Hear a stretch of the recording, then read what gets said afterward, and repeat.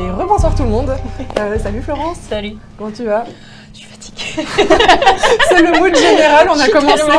On a commencé cette émission en disant qu'on était très fatigués et ça se voyait à nos têtes. Oh, oui, j'ai mis plein, ça se voit quand même. Hein. Ouais, ça non. Ça va. Ouais. Mais sinon ça va. Ça va. Quand même, ça va aller. On va aller en douceur. On est un peu fatigués. On va essayer de pas s'en mêler les pinceaux, mais je pense que ça va le faire. Déjà pour te présenter très rapidement, tu es journaliste et réalisatrice. Et si tu es avec nous ce soir, c'est parce que le mois dernier tu as sorti un livre qui s'appelle voilà, magnifique. On avait prévu aussi un petit média avec l'Anka. Voilà, magnifique, c'est super. Et donc le mois dernier, tu as sorti ce bouquin qui s'appelle Cyberharcelé, 10 étapes pour comprendre et lutter. Et t'en es pas à ton coup d'essai, ça fait déjà quand même quelques années que tu travailles sur la question des violences en ligne et plus de 10 ans que tu en es toi-même victime aussi. Oui, c'est bien comme ça que j'ai commencé à m'y intéresser d'ailleurs. Et donc professionnellement, en 2021, tu as co-réalisé un documentaire sur le cyberharcèlement et plus précisément sur la misogynie en ligne avec Myriam Leroy qui s'appelle Sale pute. Ouais. Et c'est déjà un documentaire qui avait marqué les esprits quand même en 2021. Ce qui nous avait étonné en fait, parce qu'on était là, mais tout ça se passe en public en fait. Les cyberviolences contre les femmes, les insultes, les menaces, tout ça est public. Et donc les gens ont ouvert des grands yeux en disant non, c'est pas possible. On est là, bah si en fait. On ne cesse de vous le dire depuis des années. Ouais, et ça a eu vraiment un retentissement médiatique assez fort. Voilà, tout le monde est un peu tombé des nues, comme tu dis. Et la première question, c'est pourquoi tu as voulu poursuivre ce travail avec un bouquin? Déjà, je voulais pas, j'avais oublié, mais mon éditrice m'a dit que quand elle m'avait, c'est de Book qui m'a contactée pour écrire un livre, au début j'ai dit oh non, j'en ai marre. Et puis j'ai réfléchi, je dis mais si en fait, parce que dans Sale pute, on a utilisé l'angle des insultes et des menaces en ligne, et ça c'est vraiment une forme spécifique de cyberviolence, mais il y a plein de choses qu'on n'a pas pu mettre dans ce film parce qu'on n'avait pas le temps, parce que ça devenait trop compliqué et qu'on voulait être assez concise, et donc on s'est vraiment concentré sur les insultes et les menaces. Mais les cyberviolences à l'égard des femmes, c'est évidemment beaucoup plus large que ça.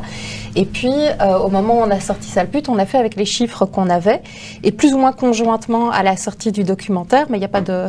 c'est pas grâce au documentaire qu'ils ont commencé à faire des études, hein, ça faisait des années qu'ils menaient des études, et il y a des études internationales très importantes qui sont sorties, et donc de nouveaux chiffres qui venaient appuyer ce qu'on essayait de dire dans ce film. Et donc voilà, j'avais de nouvelles sources scientifiques pour écrire, parce que c'est ce que j'ai essayé de faire dans ce livre, c'est que j'ai des dizaines et des dizaines et des dizaines de sources scientifiques. Alors on peut ne pas être d'accord avec moi, mais je veux dire, si tu n'es pas d'accord avec l'ONU, avance des arguments, quoi. Enfin, Et justement, ce livre est autour des cyberviolences. Du fait des nombreuses études qui sont sorties, le terme est arrivé de plus en plus dans l'espace public, dans la pop culture. Cyberviolence, qu'est-ce que c'est finalement? En fait, j'ai fait une petite nomenclature des violences. Donc, c'est celle qu'on connaît le plus et qui n'est pas considérée comme une violence alors que c'est en ligne, c'est le trolling en fait. Les gens qui viennent troller ou faire tourner en bourrique sur les réseaux sociaux, c'est déjà une forme de cyberviolence, parce que ça mène à quoi? À un moment, est-ce que les gens en aient marre, publient plus rien, cessent de publier leur avis parce qu'ils se font troller tout le temps. Il y a le harcèlement en ligne, le harcèlement sexuel, il y a l'envoi de dick pics. Moi, je trouve ça quand même fantastique. On vit dans un pays, et on n'est pas le seul pays au monde, il y a une loi sur l'envoi de photos de bites. Ok, d'accord. Tellement ils ne savent pas se retenir. Donc, voilà, il n'a pas fallu faire une loi. Hein. C'est puni ça peut aller jusqu'à 2 400 € d'amende et 2 ans de prison. Personne n'a jamais fait de la tôle pour l'envoi d'une bite. Et je ne suis pas spécialement pour le système carcéral, mais enfin bon, c'est quand même puni. Il y a ce qu'on appelle le revenge porn. Enfin, c'est donc la diffusion de contenu intime qui avait parfois été produit et envoyé avec le consentement de la personne, mais qui est après diffusé sans le consentement de la personne. Il y a le sextortion. C'est une technique qui consiste à se faire envoyer des photos intimes et puis à faire chanter la personne.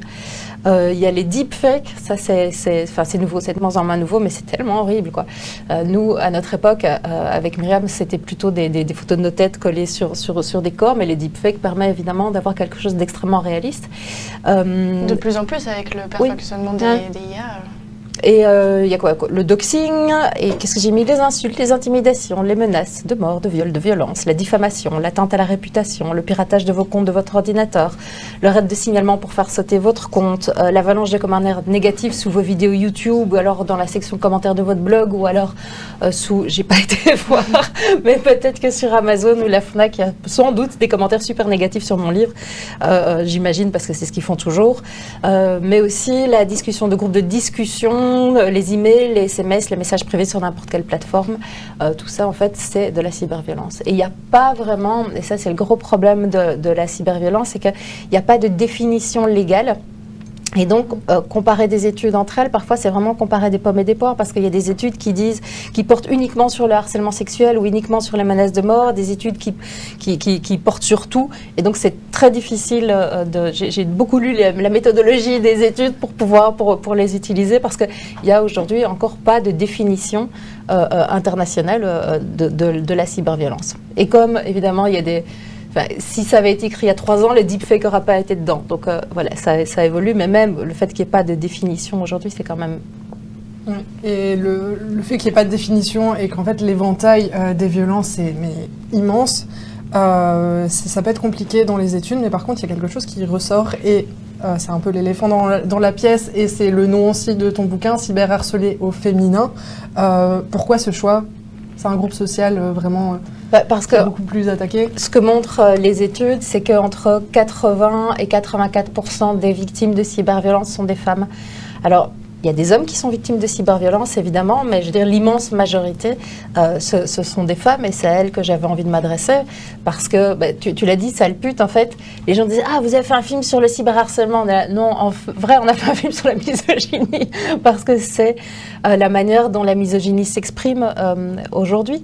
Elle s'exprime en ligne, et donc les principales victimes sont les femmes. Enfin, le groupe social visé le plus important, ce sont les femmes. Est-ce qu'il y a d'autres...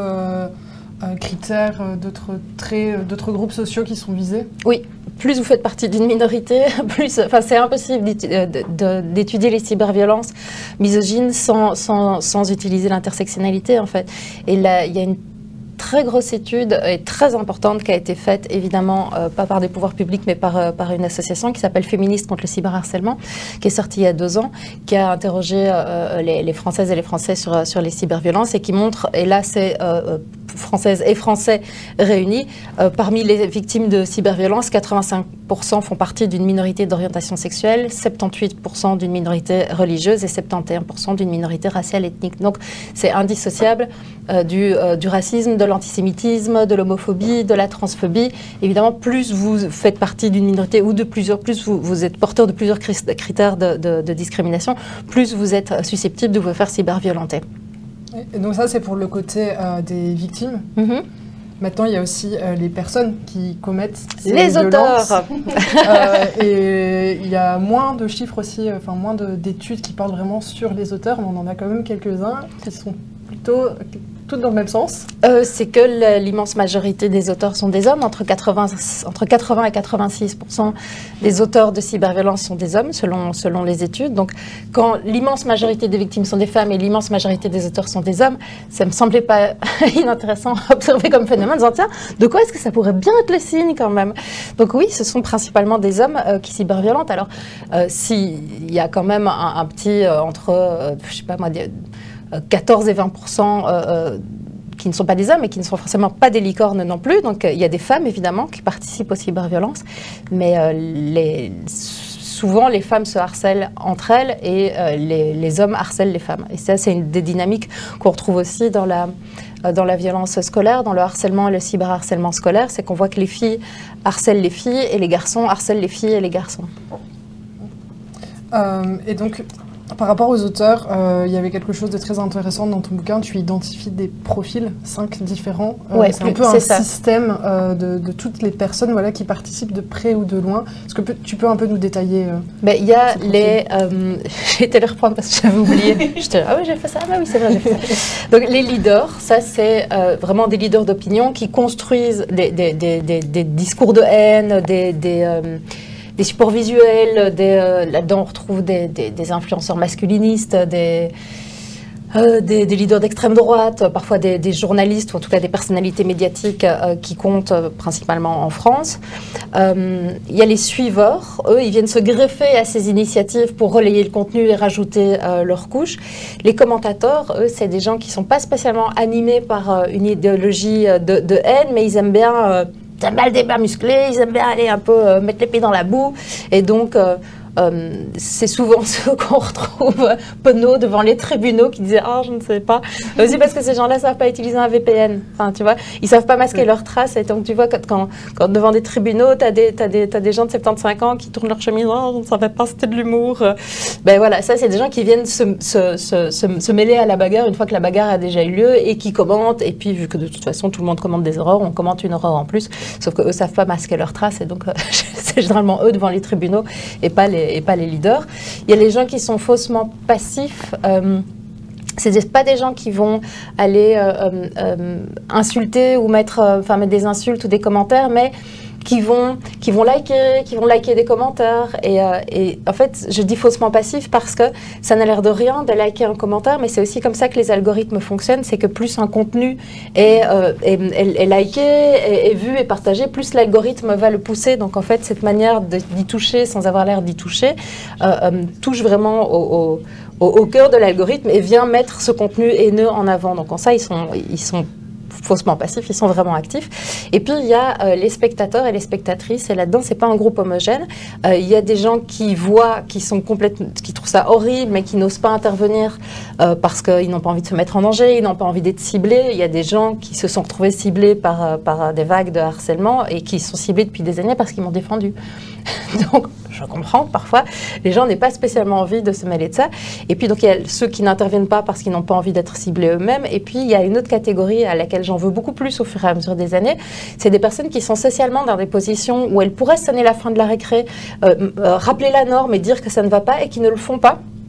Parce que ça ne les touche pas directement, parce qu'elles n'ont pas envie de se mêler, elles n'ont pas envie que ça... Et ça j'en veux à ces personnes parce que si la haine en ligne est si prolifique, c'est parce qu'elle n'est pas socialement répréhensible aujourd'hui. Ça ne déclasse pas socialement le fait d'être un gros bully, d'être un harceleur, d'être un mec qui écrit des horreurs sur Internet. On n'est pas déclassé socialement. Et si on ne l'est pas, c'est aussi parce que des personnes qui sont en position sociale de marquer leur désaccord et de rappeler la norme ne le font pas. Donc voilà, c'était ma petite typologie des gens qui disent des horreurs sur Internet. Et est-ce que le fait que socialement ce soit encore très accepté, voire encouragé de cyberharceler, c'est lié aussi parce que les plateformes n'agissent pas, tu as parlé des algorithmes, en fait c'est encourageant de rester dans sa bulle et de publier des commentaires. En fait, quand... Les plateformes ont aussi manipulé leurs algorithmes en fonction de nos comportements à nous. Et ce que les plateformes ont remarqué, c'est que les contenus qui provoquaient le plus d'engagement, donc sur lesquels les personnes restent, qu'elles commentent, qu'elles partagent, etc., c'est les contenus les plus clivants, en fait. C'est la haine en ligne qui fait que les gens passent le plus de temps en ligne. Si c'était, je sais pas, des vidéos de chatons ou d'adoption de chiens, qui est quand même le contenu que je regarde sans doute le plus. Non, j'adore les pitbulls. Et donc j'ai des vidéos, l'algorithme me propose des vidéos de pitbulls tout le temps. Et, mais ce qui fait que les gens restent en ligne, c'est vraiment la haine. Et donc ils ont dit, bah d'accord, si c'est ce qu'ils veulent, bah, notre business model c'est ça. Et donc ils poussent les contenus, l'algorithme fait que les contenus les plus clivants, les plus haineux, arrivent en premier et vous sont proposés de manière, je ne sais plus comment ça s'appelle, ceci pourrait vous intéresser, enfin tu vois les suggestions en fait, on suggère des contenus clivants et des contenus haineux. Et alors il y a, je pense que c'était en 2018, mais je crois que c'était 2018, quand Facebook a changé tu vois, avant, on pouvait mettre j'aime ou on mettait rien, et maintenant, tu as toute une série d'émoticônes. En fait, chacun de ces émoticônes vaut 1 point pour l'algorithme, sauf l'émoticône fâché qui en vaut 5. Donc, quand quelqu'un pousse sur émoticône fâché, le contenu gagne des points dans l'algorithme et va être proposé en disant « Ah, ça, c'est un contenu qui fâche, ça va fonctionner, les gens vont passer du temps dessus. » Donc, en ça, en fait, nos blessures, nos stigmates, c'est le business model des plateformes, parce que c'est les contenus les plus clivants, les plus haineux, qui sont poussés par les algorithmes, parce que c'est ce qui fonctionne et ce qui rapporte de l'argent. Donc quand les plateformes disent non, nous on est juste de la technologie, on n'est pas responsable pour ce que les gens disent chez nous, c'est faux en fait. C'est faux parce qu'ils interviennent sur les contenus qui seront les plus visibles et les contenus, et les gens le savent bien, je veux dire tous les comptes, entre autres féministes, qui ont partagé du soutien au peuple palestinien ont été shadowban. Shadowban, tout le monde sait ce que c'est Shadowban. Oh, j'adore les émissions de Jade. C'est pas Shadowban. Oui. Ça veut dire... Ouais, petite explication peut-être. Shadowban, c'est que ton compte, tes stories sont plus proposés, sont moins visibles et donc sont vus par beaucoup moins de gens. Et donc quand tu partages du contenu trop militant, ou donc de temps en temps, il faut mettre quelques photos de chat, tu vois, en disant oui, j'ai parlé du viol et j'ai même pas pu écrire viol, sinon je me serais fait sauter ma story. Et après, tu as quelques photos de chat, 3 photos de sandwich et hop, tu rentres dans les bonnes grâces d'Instagram. Mais en tout cas, le soutien à la Palestine fait que les comptes sont shadowban, quoi. Et des gros comptes féministes qui se retrouvent en rade avec 300 vues, alors qu'ils ont des dizaines de milliers de personnes qui les suivent parce que Instagram a décidé que Palestine, ou montrer un téton ou parler de viol, c'était hop. Voilà pour le shadowman. Et pour rester un petit peu dans ce thème du rôle des plateformes, il y a aussi des facteurs qui peuvent faciliter, en tout cas, la cyberviolence. L'impression que ça ne... le sentiment d'impunité qui vient aussi de l'impunité. Ces gens sont très rarement punis. C'est très difficile de faire condamner des cyberharceleurs, que la police se penche dessus. Et donc c'est ce que j'appelle aussi c'est quoi le syndrome de l'habitacle. Quand on est en voiture, qu'on a un feu rouge, on va hurler des horreurs dans sa bagnole parce qu'on est protégé par une tonne de ferraille et puis on se doute que l'autre n'entend pas vraiment. Internet donne un peu ce sentiment que c'est pas, enfin, on hurle des insanités, mais on est protégé par un ordinateur, on est à distance, et puis l'autre, enfin, on lui écrit ça, mais si ça tombe, il va même pas le lire. C'est le sentiment d'impunité. C'est que tant que la justice, à un moment, ne fera pas des cas, et tant que des gens ne seront pas condamnés, qu'on ne rappellera pas la norme, en fait, c'est-à-dire non, on ne peut pas harceler, on ne peut pas insulter, on ne peut pas discriminer en ligne, les gens auront l'impression qu'ils peuvent le faire et que ça n'est pas très grave, vu que c'est déjà c'est une telle fosse sceptique que, je veux dire, un petit étron en plus ou en moins, ça ne change pas grand-chose. Et donc, c'est ça. Et puis, le pseudonymat aide. Le fait d'être anonyme sur Internet, mais le pseudonymat, pour moi, c'est un faux problème parce que les chiffres montrent que 50% des victimes de cyberviolence savent qui est leur agresseur. Donc déjà, dans un cas sur deux, pseudonymat ou pas. Et puis l'anonymat, il n'existe pas au sens strict du terme. C'est-à-dire que les plateformes ont toutes les informations qui permettent de remonter aux utilisateurs. Alors évidemment, elles collaborent peu avec la justice, même s'il y a des initiatives en ce sens. J'imagine qu'on en parlera du Digital Service Act pour forcer les plateformes à mieux collaborer avec la justice, mais l'anonymat au sens strict, il n'existe pas. Le pseudonymat existe. Et je sais qu'il y a ce débat revient souvent, c'est il faut la fin de l'anonymat sur Internet, il faut la fin du pseudonymat. Mais en fait, non. Je pense que c'est une très mauvaise idée parce que le pseudonymat, quand vous regardez, ça c'est vrai que c'est un peu avec les vidéos d'adoption de Pitbull, il y a évidemment les comptes féministes que je regarde beaucoup et la plupart de ces comptes, en fait, ne portent pas le nom de la personne. Enfin, on a préparez-vous pour la bagarre, téton marron, doux, et tous ces comptes, en fait, n'auraient sans doute pas existé si les meufs derrière avaient été obligées de mettre leur identité. C'était trop dangereux pour elles. Donc, le pseudonymat, il est important pour les lanceurs et les lanceuses d'alerte, pour les comptes militants, et donc supprimer le pseudonymat d'Internet va certes rendre plus compliqué pour Guy Hervé le fait de commencer à m'insulter quand il s'appelle pas Trollolo69, mais ça va aussi nous priver de beaucoup de contenus intéressants et militants parce que les gens vont vouloir les gens n'oseront plus produire ce genre de contenu. Donc voilà, c'est une fausse bonne idée, je trouve. Et donc on va commencer à switcher un petit peu, à sortir d'Internet. Oui. Parce que dans le livre, tu mobilises le concept de continuum des violences. Donc c'est un concept de la sociologue britannique Elizabeth Kelly. Donc déjà, c'est quoi ce concept ? Et ensuite, en quoi c'est intéressant comme grille de lecture pour comprendre les cyberviolences et leur objectif ?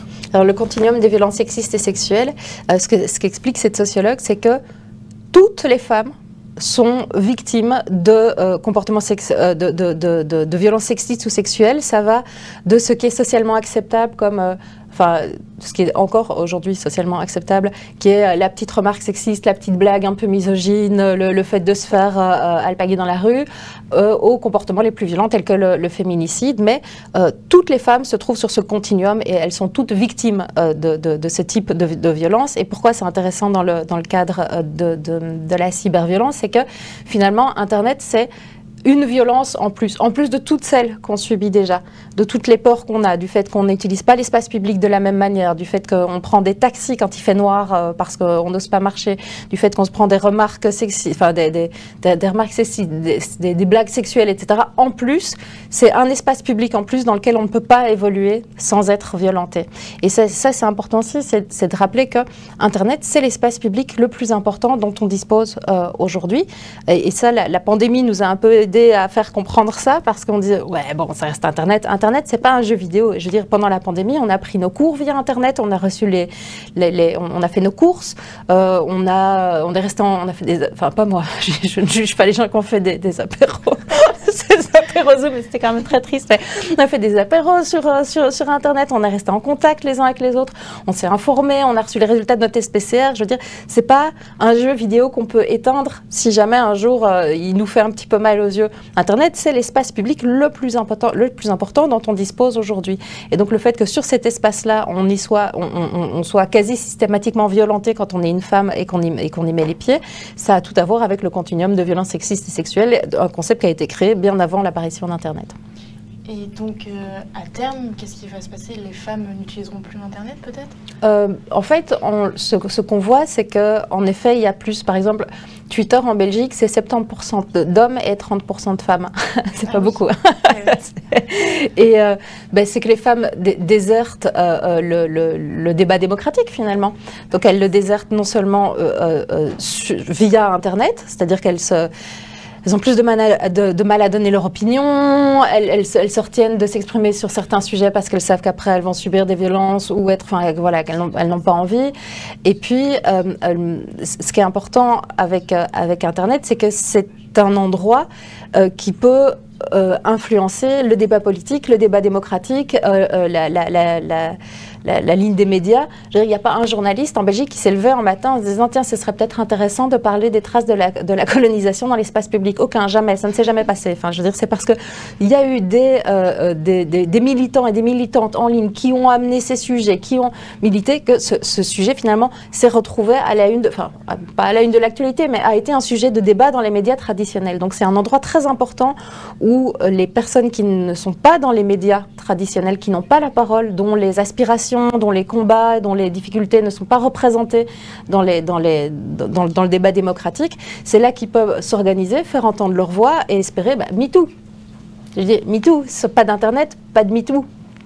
Et donc c'est un endroit très important et qui conditionne aussi le débat politique et le débat démocratique. Et donc non seulement les femmes y prennent moins la parole, mais surtout, mais surtout c'est un continuum de nouveau, c'est que on voit, et il y a beaucoup d'études qui le montrent, que les femmes rechignent à se lancer en politique.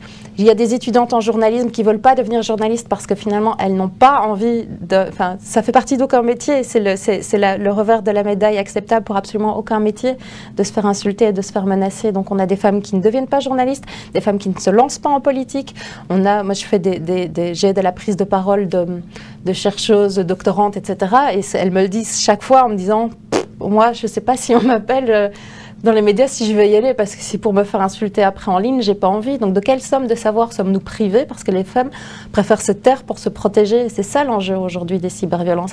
C'est pas seulement qu'on arrête de poster des photos, des photos de nous ou nos avis sur le féminisme, c'est aussi qu'on prend plus part, on voit on ne prend plus part au débat démocratique. Et finalement, du coup, qui fait la démocratie, qui fait le débat aujourd'hui si les femmes se taisent? Des femmes politiques. Le nombre de femmes politiques qui sont venues me parler après ce livre et qui me disent « Moi, il y a des sujets, je ne les aborde plus, je n'ose plus, quoi. Je n'ose plus. Je préfère me taire parce que sinon... » Et donc, elles sont empêchées de faire leur métier et de défendre les valeurs qu'elles veulent défendre par peur d'être victimes de violences après.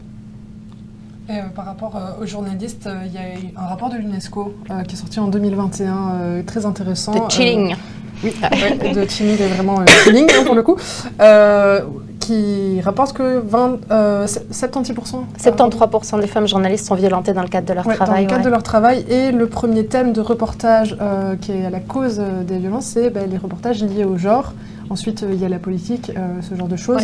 Et c'est pas du tout donc le lifestyle. Hein. C'est pas parce qu'on dit quel vernis porter pour l'automne. C'est ça, c'est quand les femmes journalistes se mêlent de la chose. Donc le premier sujet, donc cette étude, elle est fantastique, elle est très intéressante, enfin fantastique, c'est fantastique. Elle est très intéressante parce qu'elle montre en effet la part de femmes journalistes qui sont violentées dans le cadre de leur travail, mais surtout, comme tu le disais, ils ont demandé, tiens, c'était suite à quel type de reportage? Et donc en effet, le premier sujet, c'est les questions de genre, de féminisme, les questions LGBTQIA+, etc. Ça, c'est le premier sujet. Et quand elle parle féminisme, elles se font mais déchiquetées, et puis après c'est la politique. Et en effet, c'est pas quand elle parle de déco ou de beauté, ça c'est un genre traditionnellement réservé aux femmes, et donc elles peuvent faire leur popote dans leur coin, c'est quand elles se mêlent finalement de la vie publique et de la vie politique qu'elles sont agressées. Et donc le message il est très clair, c'est ferme ta gueule, reste à ta place, viens pas nous emmerder avec tes questionnements et surtout pas tes questions féministes, tais-toi, laisse faire les hommes sur ces sujets-là. Et moi quand j'ai découvert cette étude, moi, en 2015 j'ai commencé à présenter les décodeurs, qui était l'émission politique de la RTBF, m'est tombé sur la tronche, un truc que j'aurais jamais attendu. Et moi, j'avais pas les clés pour décoder ce qui se passait, donc je me suis juste pris cette violence dans la tronche et j'ai pas tout de suite compris le mécanisme derrière. J'ai pas compris en fait que c'était de la misogynie et qu'on disait tiens, une jeune femme qui présente une émission politique, on va la remettre à sa place et on va lui dire de la fermer. Donc j'ai pris, je me suis dit que peut-être que j'étais pas si convaincante que ça, que j'étais mauvaise et pas que je méritais cette violence. Je savais que cette violence n'était pas normale, mais qu'elle était déclenchée par ma manière de travailler et pas par ce que je représentais aux yeux de ces gens, c'est-à-dire une anomalie à corriger. Et donc, moi, je me suis targuée de présenter une émission politique. Ça a été d'une violence sans nom. Je me faisais insulter, mais tout le temps, mais tout, hein, tout. J'avais pas de diplôme, je suis débile pour réussir, j'avais l'air d'une fermière, j'étais trop grosse, j'étais une plante verte qui se targuait de pouvoir parler politique. J'ai eu ça tout le temps, pendant un an. Et donc, j'étais très contente de rentrer dans ces belles statistiques et de dire oui, parler politique et être femme, c'est dur. Il y a aussi juste une autre source. Il y a eu le portrait des journalistes belges 2023 qui est sorti en juin 2023. Et pour la première fois, ils abordaient la question de la violence verbale envers les journalistes. Et là aussi, donc là, on est vraiment dans le contexte belgo-belge. Les femmes pointaient en première cause leur genre de la violence verbale qu'elles recevaient, alors que les hommes, c'était de l'ordre, je pense, de 2-3%, j'ai plus exactement le chiffre en tête, mais c'était vraiment ridicule. C'est les 3 vieux de 60 ans qui sont persuadés qu'on n'aime pas les hommes et qui sont attaqués parce qu'ils sont Voilà, exactement. Et on a un message de Margot dans le chat qui nous dit « C'est fou de se dire qu'il faut être courageuse pour faire le métier qu'on a envie d'incarner. » Effectivement, on va y revenir aussi. Oui, c'est ça, parce que du coup, ça me fait venir sur cette source qui est parue récemment, une tribune en fait d'étudiantes en journalisme qui ne sont pas encore dans le métier et qui ont déjà subi des violences et des attaques. Cette tribune a été écrite par les étudiantes de la licence de proximité de l'école de journalisme de Lille. Donc licence de proximité, c'est l'équivalent du bac 3 pour la Belgique. Et c'est une tribune où elles ont été en stage, elles ont été à une soirée pour présenter leur travail et elles ont subi de la violence, ne serait-ce que sur le temps d'une soirée, avec des propos complètement déplacés. Normalement, en médias, on a les premières lignes de cette lettre ouverte, de cette tribune, et sur le temps d'une soirée, elles se sont senties salies, en fait, c'est leur mot. Oui, mais l'AJP, l'Association des journalistes professionnels en Belgique, c'est sans doute le syndicat de journalistes en Europe, voire au monde, qui travaille le plus les questions de genre dans les rédactions. Ils ont sorti une étude qui s'appelle Journalisme, zéro sexisme, où ils se sont penchés en effet sur les conditions de travail des femmes dans les rédactions belges, et c'est effarant, évidemment. Ces chiffres sont complètement effarants, c'est-à-dire qu'on disparaît au fur et à mesure, on est évidemment sous-représenté dans les postes de management. J'ai plus les chiffres en tête, mais le nombre de femmes qui rapportent des faits de harcèlement sexuel, de sexisme, etc., c'est effarant. Et en fait, moi, je le sais, j'ai quand même bossé pas mal en journalisme, mais ça explique aussi, je pense, la pauvreté de la couverture de ce genre d'affaires. parce que les rédactions ne sont pas des lieux hospitaliers pour les femmes, ce ne sont pas des lieux dans lesquels les femmes sont les bienvenues, ce sont des lieux dans lesquels on est encore censé se faire toute petite et ne pas amener des préoccupations. Il faut quand même être en réunion de rédaction et proposer un sujet considéré comme féministe pour voir mais la violence et la bêtise des réactions. Tu vois, l'endométriose, une femme sur 10, bah non, ça c'est un sujet de gonzesse, tu vois. Ça, ce sera un magazine féminin qui va le traiter. Par contre, les vacances au ski, qu'une toute petite minorité des Belges peut se payer, alors ça fait l'ouverture de tous les JT. Les Belges vont au ski, bah non, les Belges vont pas au ski, en fait. Il y en a 1% qui peut se payer un pass ski. Donc, c'est tous les sujets qui touchent spécifiquement les femmes sont vraiment vus comme des sous-produits de peu d'intérêt. Je généralise, évidemment, c'est pas aussi... c'est pas aussi caricatural que ça, mais c'est vraiment une impression qui se dégage, c'est que être femme journaliste, c'est pas facile. On est confronté à de la violence dans les rédactions, à de la violence via les réseaux sociaux, à de la violence quand on part en reportage. Et donc, en effet, c'est un facteur de plus qui fait qu'on disparaît au fur et à mesure des années et qu'au bout de quelques années, bah, les salles de rédaction, ça ressemble à Twitter, quoi. 70% d'hommes et 30% de femmes. On a une question un peu plus personnelle dans le chat. Sylvie qui demande s'il y a des hommes, ou au moins un, qui t'a défendu. Oui, bien sûr. Oui. Il y a plusieurs personnes qui m'ont défendu. Il y a plusieurs hommes qui m'ont défendu. Parfois plus d'hommes que de femmes. Et pas pour dire ça aurait été mon cul, mais juste parce que pour eux, en fait, c'est moins dangereux. C'est moins dangereux de prendre la parole et de me défendre. Mais oui, il y a encore beaucoup de personnes qui me défendent, heureusement. Ça ne fait pas la balance, en tout cas émotionnellement, avec les personnes qui m'attaquent. Mais oui, heureusement, il y a des personnes pour me défendre. Et des hommes. Pas tous les hommes. Enfin, on a un homme qui s'étouffe en régie, mais ça va aller. Ça, c'est l'effet pas tous les hommes, tu vois. Tu peux tester un homme, si quand tu dis pas tous les hommes, il s'étouffe. Retenez bien cette technique. Franchement, tester, approuvé à l'instant. Super. Et donc, on en vient aux conséquences aussi des cyberviolences. Parce que on va enfin pouvoir rire. Ça impacte le quotidien des victimes à plus d'un niveau. Bon. Ça impacte le quotidien, la manière en effet de faire son travail, d'utiliser les réseaux sociaux, et puis surtout ça impacte la santé physique et mentale. Et c'est un sujet dont les victimes ont beaucoup de mal à parler parce qu'il y a encore... les cyberviolences ne sont pas encore vues pour ce qu'elles sont, à savoir des violences. Cyber, c'est le moyen de le faire, mais cyber, c'est pas l'endroit où ça se passe.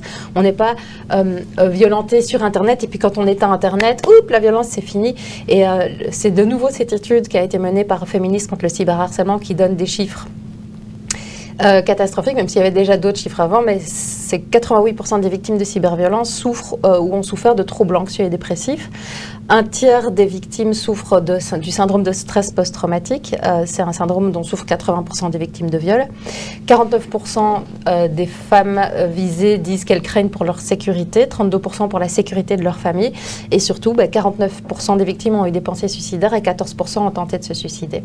Donc c'est ça l'impact de la cyberviolence. Donc l'espèce de non-volonté politique de faire quoi que ce soit à ce propos et la manière dont certains magistrats, dont certains juges balayent ces affaires d'un revers de la main en parlant de querelles de bac à sable, etc., c'est un phénomène qui tue les femmes au sens propre comme au sens figuré. Je veux dire, au sens figuré, elles se taisent, elles sortent du débat démocratique, de la vie publique, etc. Et puis elles en meurent parce elles se suicident, quoi. C'est d'une telle violence. Et il n'y a rien qui est mis en place aujourd'hui au niveau politique en Belgique. C'est n'importe quoi. Au niveau judiciaire, c'est morne pleine. Et même au niveau médical, il n'y a pas de protocole aujourd'hui pour aider les victimes de cyberviolence. On a dû former nos thérapeutes, en fait. Leur expliquer ce que c'était, comment on se sentait, mais je veux dire, aujourd'hui, il n'y a pas de protocole pour quelque chose qui touche quand même une partie importante de la population, qui n'est pas prête de se régler et dont on voit les conséquences dramatiques. Il n'y a pas de protocole médical. Et je sais que Myriam a été donner une conférence en médecine, en 3e année de médecine, et c'était elle m'a dit que c'était le public le plus violent auquel elle n'a jamais été confrontée. Pourtant, elle a eu des singers ou des soudeurs zingueurs de 7e professionnel qui n'étaient pas vraiment super ouverts sur la question. Mais là, elle a été accusée par des étudiantes et des étudiants de vouloir créer une guerre entre les sexes. Elles se sont dit, OK, ça, c'est les futurs médecins, en fait. il disait que c'était pas un problème, qu'il fallait se prendre en main, que c'était une guerre entre les sexes, que ça stigmatisait les hommes. Et tu te dis, et ça, c'est les futurs médecins devant qui on va potentiellement se retrouver en tant que victime de cyberviolence, et on arrive toutes cassées comme ça. Et tu te dis qu'en fait, on est vraiment nulle part, quoi. Et je pense qu'il y a vraiment, et c'est dû aussi au préfixe cyber, et bien, j'en ai pas trouvé de meilleur, mais cyberviolence, on dirait que ces violences ne sont pas matérielles, tu vois, sont cyber, sont en ligne, c'est des violences, c'est le harcèlement. Quand on reçoit des lettres anonymes dans sa boîte aux lettres, on est harcelé. On n'est pas boîte aux lettres harcelée. Quand on reçoit des coups de fil anonymes insultants, on est harcelé. On n'est pas téléphone harcelé. Ben, quand on est harcelé via Internet, Internet, c'est l'outil qui permet d'atteindre et de harceler, mais c'est pas l'endroit des violences. Et ça, je comprends. J'ai un peu de mal à comprendre qu'en 2023, ce soit pas limpide pour tout le monde. Mais heureusement, nous avons des études très déprimantes qui nous permettent de savoir ce que les victimes ne disent pas en fait parce qu'elles n'ont pas la place aujourd'hui dans la société pour le dire. Il y a une sorte de double peine en fait finalement. Il y a l'agression en tant que telle et puis après il y a tout ce qui va se passer autour. Je pense notamment à la famille qui n'est pas forcément prête à recevoir le fait qu'on ait été victime. Il y a les professionnels de santé, les forces de l'ordre qui ne sont pas du tout formés. Donc il y a deux peines en soi, enfin deux violences en soi. Oui, et c'est vrai que c'est un phénomène qu'on voit très fort avec les victimes de cyberviolence. C'est ce qu'on appelle le victim blaming. C'est qu'on va dire à la victime: mais qu'est-ce que tu as encore dit? Ou bien, qu'est-ce que tu avais à lui envoyer cette photo, ou à poster cette photo, ou à écrire cette carte blanche, enfin, on questionne en fait le comportement de la victime pour expliquer les violences qu'elle a subies. C'est la culture du viol, enfin, c'est la même chose, de dire, mais qu'est-ce que tu faisais en rue à cette heure-là? Pourquoi tu as mis une mini-jupe? C'était pas malin d'être bourré. C'est la même chose avec les victimes de cyberviolence, surtout dans les cas où c'est du contenu intime qui est diffusé, où en fait la victime est blâmée pour ce qu'on estime être l'acte initial qui mène à la violence. Or, fondamentalement, on a le droit, enfin, je veux dire, d'envoyer des photos de nous à poil, on a le droit même de poster des photos de nous à poil, on a le droit de faire ce qu'on veut sans rien, jamais ne mérite la violence qu'on subit en retour. Or, cette manière de questionner les actes de la victime, ça, c'est vraiment une double peine, et c'est ce qui fait que beaucoup de victimes ont honte et se taisent, en fait, alors que ça mène à, on l'a vu, ça mène au suicide. Je dirais, à un moment, c'est quelque chose dont il faut parler, mais tant qu'il n'y a pas de... Tant que ces affaires ne sont pas traitées de manière adéquate par les médias, par la justice, en politique, etc., il n'y a pas de... Les gens ne voient pas à quel point ça peut être grave et comment gérer ça avec une victime. Donc, moi, le nombre de fois où on m'a dit « fais pas gaffe, faut pas que ça te touche ». Et en fait, c'est très dur parce que tu es là, tu as envie de crever, et on te dit « faut pas que ça te touche ». Tu es là « ah putain, ces messages contradictoires sont difficiles à mettre dans une seule personne ». Et donc, voilà, la famille et les amis, parfois en voulant bien faire, en fait, font pire que mieux. Et ce serait quoi tes conseils justement quand on est témoin ou sur Internet ou qu'on est directement touché en tant que proche d'une victime? Comment on réagit au mieux? Déjà, lui dire qu'on la croit, lui demander de quoi elle a besoin, ne pas s'adapter. Elle va passer par des phases, je veux dire...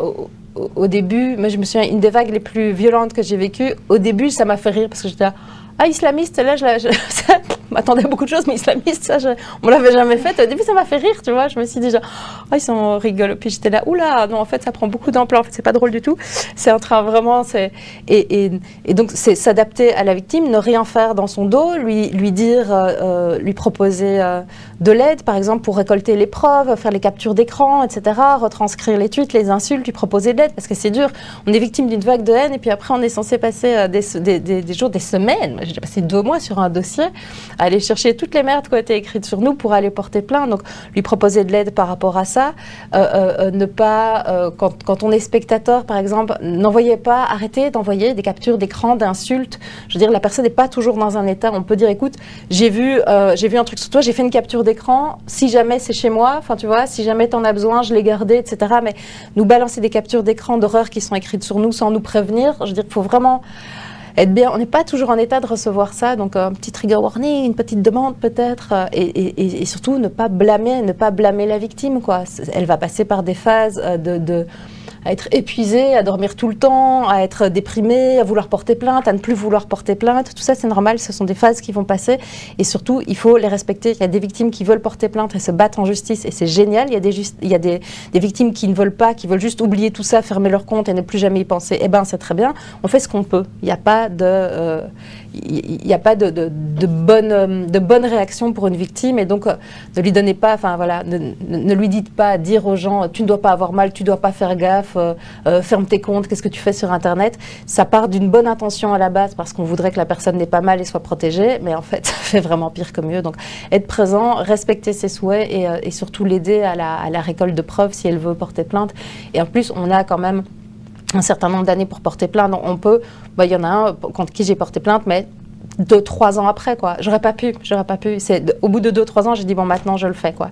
Et donc là, il y a des meufs qui m'ont aidé à récolter les captures d'écran, etc. Et heureusement qu'elles étaient là, mais tout de suite, j'aurais pas pu le faire. Donc, garder toute la matière, en faire un dossier, garder des liens, des preuves, etc. En disant à la victime, si le jour où tu portes plainte, j'ai un dossier, n'hésite pas à me le demander, je te le donnerai. C'est déjà d'une grande aide, quoi. On a un long commentaire. Maxence, est-ce que tu sais bouger le... On ne sait pas lire en fait une partie du commentaire. Mais j'ai pas mes lunettes, donc je ne sais rien lire. Déjà, bienvenue à Toutes. Icebar. C'est son première fois, premier commentaire dans le chat. Ou alors un assistant qui peut nous lire. Ah ouais. Il a failli mourir, maintenant il se met à genoux pour nous passer le chat, c'est magnifique. C'est le juste retour des choses. Bonjour Ici Baz, bienvenue, c'est ton premier commentaire pour d'office.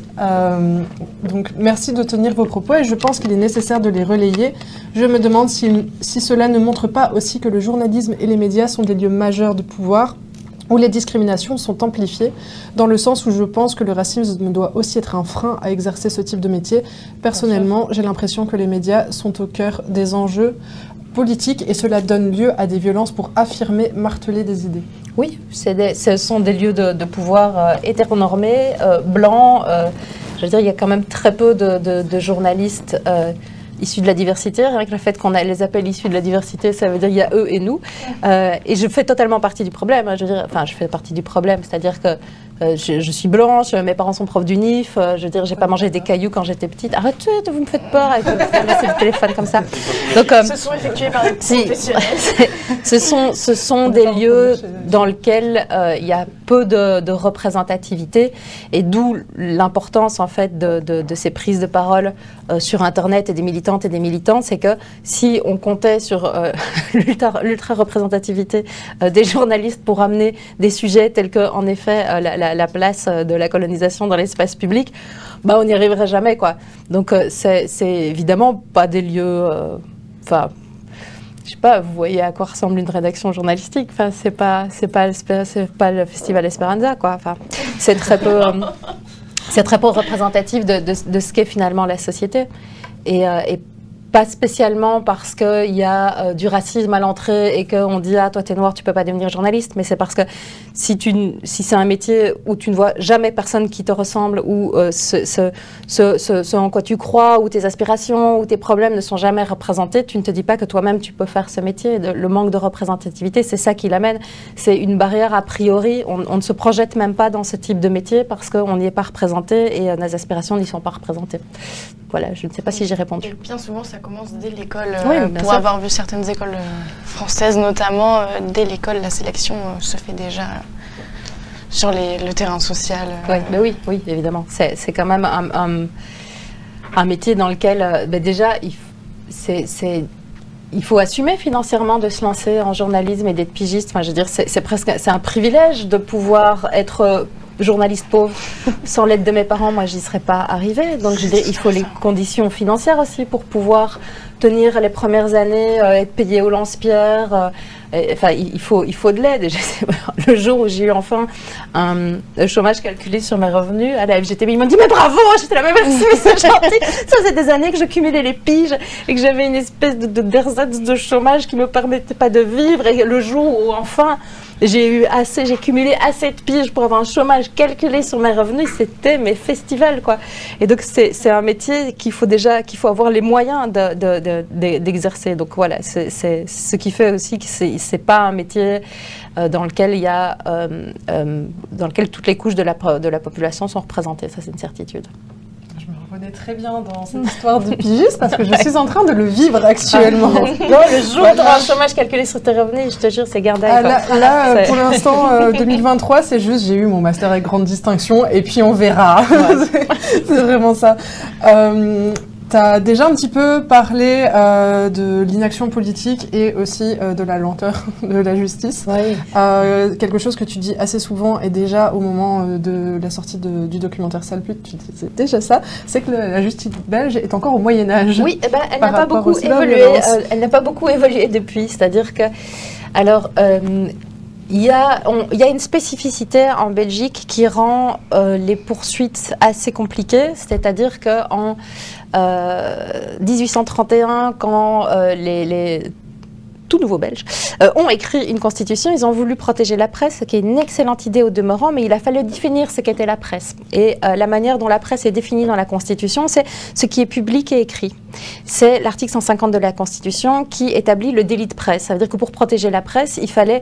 On disait, mais voilà, ce qui est public et écrit, c'est la presse et c'est protégé. On ne peut pas passer son temps à attaquer ces gens au tribunal, etc. Et il y a ce qu'on appelle en fait un privilège de juridiction, c'est-à-dire que si tu veux attaquer la presse, un journaliste, c'est devant la cour d'assises. Autant te dire qu'on n'a pas réuni une cour d'assises pour aussi, ils l'ont fait il y a quelques années à Liège pour montrer à quel point le système ne fonctionnait pas. Mais donc aujourd'hui, ce qui est public et écrit, c'est des tweets, c'est des articles de blog, c'est des commentaires sur Facebook. Et en fait, ces gens sont protégés comme le sont des journalistes. On ne peut pas les poursuivre au pénal. On ne peut pas les poursuivre pour harcèlement au pénal. Donc on le poursuit au civil, pour calomnie, diffamation. Alors on peut aussi poursuivre pour... Moi, je vais avoir un dossier... normalement, sous mon sapin de Noël, il y aura un nouveau dossier. Youhou.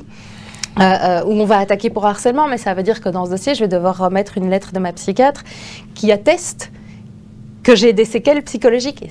Franchement, quelle est la personne à qui tu as le moins envie de donner cette information que la personne qui cherche à te détruire psychologiquement? Et donc, il n'y a pas de... La justice, c'est le Moyen-Âge aussi parce qu'il n'y a pas de volonté politique, on n'a pas de magistrats spécialisés, on n'a pas de... les policiers ne sont pas spécialisés dans ce dépôt de plainte, on n'a même pas des lois correctes qu'on peut utiliser. Et on a vu plusieurs fois des affaires qui arrivaient devant les tribunaux et qui étaient... Il y en a une récemment, c'est un dossier de Myriam, où le juge, la décision du juge a fait apparemment le tour de tous les magistrats de Bruxelles et des avocats de Bruxelles, tellement elle est d'une violence, mais d'un mépris, d'une violence. Il me cite dans sa décision de justice, il m'appelle Dame Hainaut. Et déjà, oui, bonjour Godefroy de Bouillon. Il m'appelle Dame Hainaut et alors il se permet un petit commentaire sur le titre du documentaire en disant que c'était un documentaire au titre fort élégant, sale pute. T'es là, de quoi? Avec quoi tu viens, quoi. Enfin, et donc, et en fait, il parle de dispute de bac à sable, il se moque des gens et il dit, voilà, ça n'a rien à faire devant mon tribunal.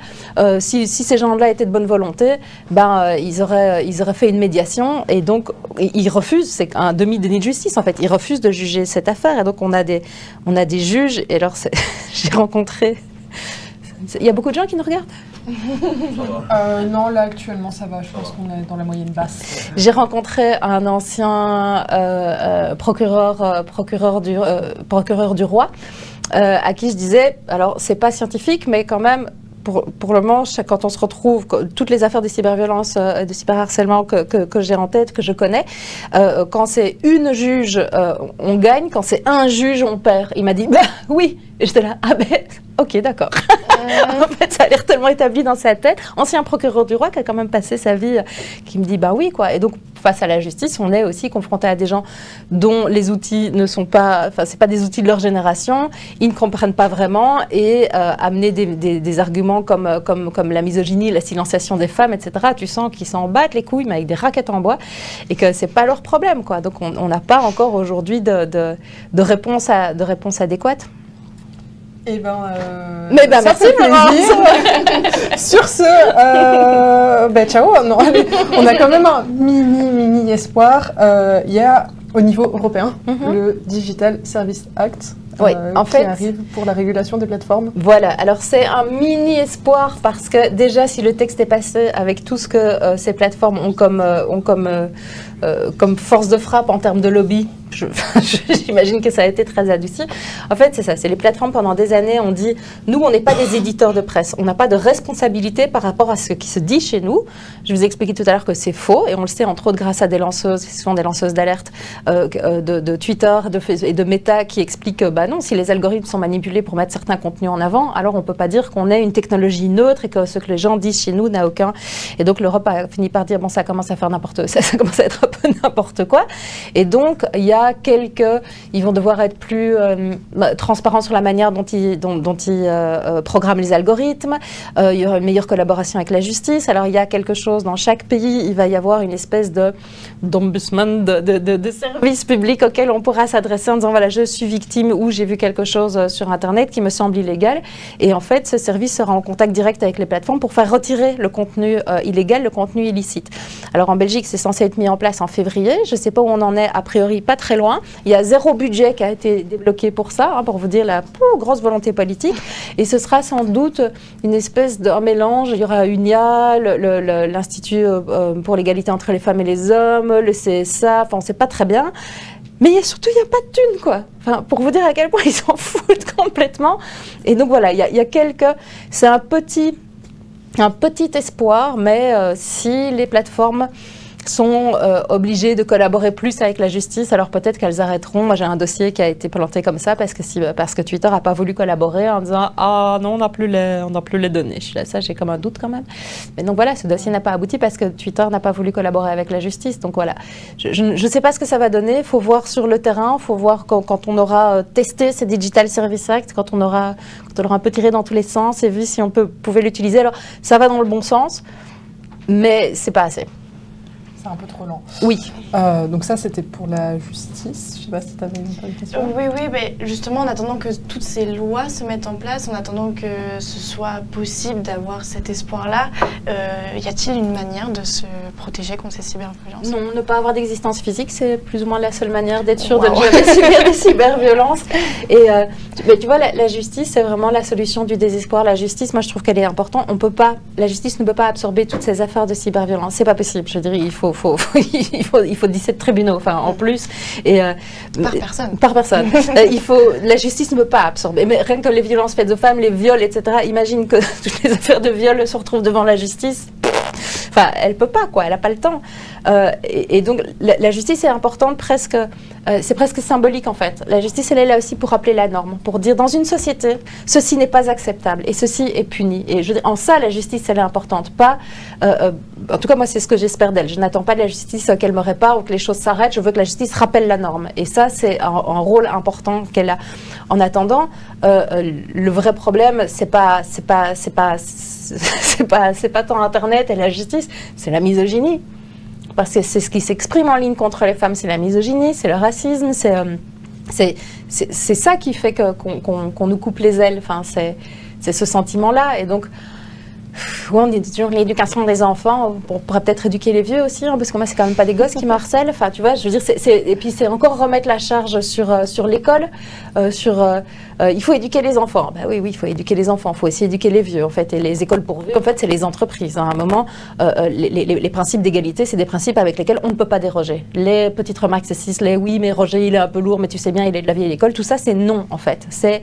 Il faut une tolérance zéro par rapport à ce genre de comportement et de paroles. Or, on sait que c'est pas le cas, c'est pas du tout le cas aujourd'hui.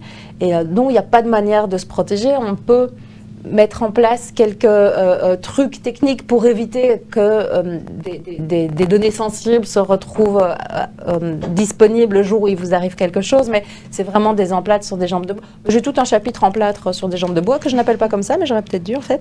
Mais c'est, par exemple, on ne le sait pas toujours, mais quand on poste des photos sur les réseaux sociaux, il y a parfois des métadonnées qui sont disponibles, donc des coordonnées GPS, on sait dire exactement où a été prise la photo. S'il y a une photo chez vous de votre sapin de Noël, en fait, quelqu'un peut trouver votre adresse. Donc c'est plutôt ce genre de truc à mettre en place avant.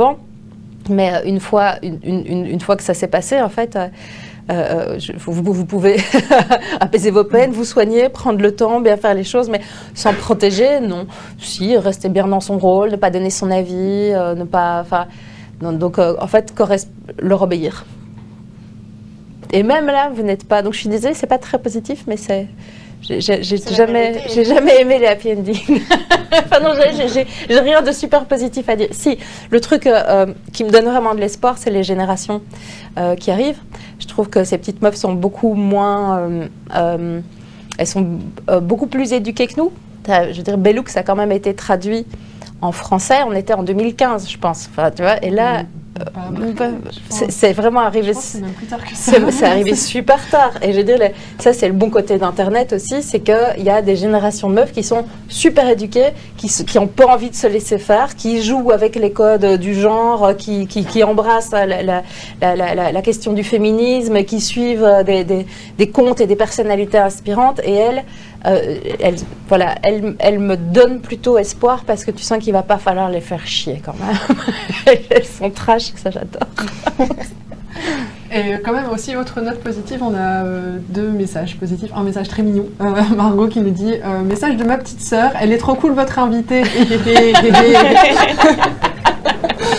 Et EasyBaz, voilà, qui nous dit pour avoir aussi un peu d'espoir, je tiens à te dire que les jeunes Belges que j'ai rencontrés dans mon métier d'instituteur sont bien en phase avec les questions de genre dans toutes ses formes actuelles.